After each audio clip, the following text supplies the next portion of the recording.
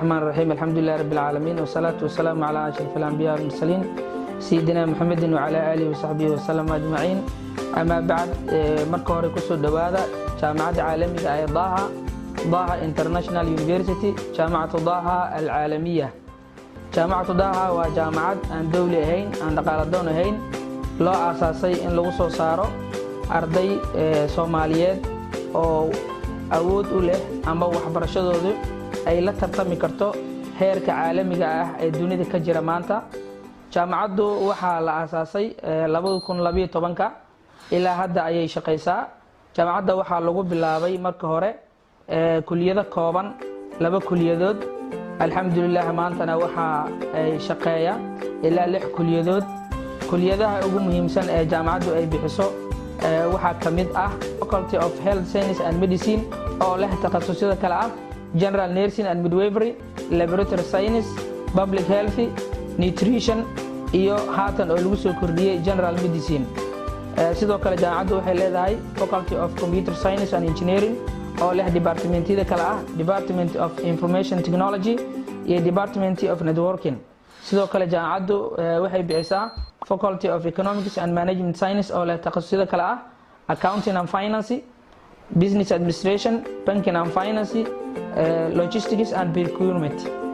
sidoo kale jaamacaddu waxay bixisaa Faculty of Arts and Social Science oo leh Public Administration, Information Technology, Public Administration, IR and Diplomatic Studies, Political Science, Social Science, Media and Journalism. sidoo kale jaamacaddu waxay bixisaa Faculty of Education oo leh takhasusyada kala ah Math and Physics, Biology and Chemistry, Arabic and Literature, English and Literature. sidoo kale jaamacaddu waxay bixisaa oo ah faculty-ga lixaad Faculty of Sharia and Law oo leh takhasusyada kala ah قسم الشريعة والقانون, قسم الدراسات الإسلامية, قسم الفقه وأصوله, قسم علوم الحديث, قسم العقيدة والفكر الإسلامية. waxaa jirta jaamacadda potential departments ama departmental kale oo ay rabto jaamacadda inay soo kordhiso ee kamid tahay agriculture iyo veterinary science. dhammaan kuliyadaha aan soo sheegnay jaamacaddu waxaa bixiya macallimiin takhasus u leh oo mar walba ardayga hadba inta loogu talagalay heerkiisa buuxin kara iyo waxyaabo kale oo practical skill ah oo ay kamid tahay caafimaadka. jaamacaddu waxay leedahay qayb caafimaad oo ah medical lab room oo loogu talagalay in ardaygu uu ku qaato practicalkaasi oo uga maarmi karo in ardaygu uu u aado meelaha kale ama u aado dibadda.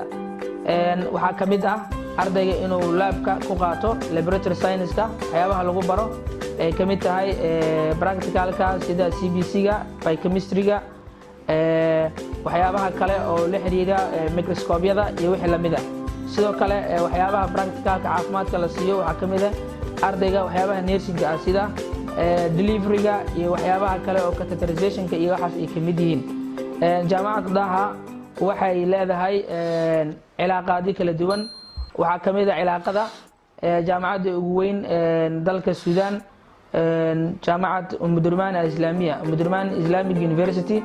jaamacaddu sidoo kale waxay leedahay qayb post graduate ah oo loogu talagalay ardayda in ay baad ka soo qaatay inay takhasusyadooda ku dhamaystirtaan.